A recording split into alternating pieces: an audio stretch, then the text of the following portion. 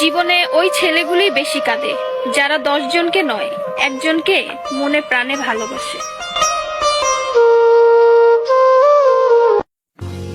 আরে বোন, তোমরা বলো ছেলেরা স্বার্থপর। ছেলেরা 200 টাকা একটা মেয়ের দেহ পাবে জেনেও তার ভালোবাসার মানুষটার জন্য পাগলের মতো কান্না করে। মেয়েরা কয়েকদিন রিলেশন করেই ছেলেদেরকে বলে ভুলে যেও।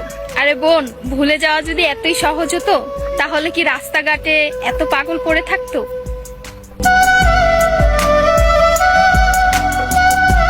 ছেলেরা যদি দেহের প্রেমে পড়তো তাহলে পতিতালয়েই তাদের শ্রেষ্ঠ প্রেমিকা থাকতো।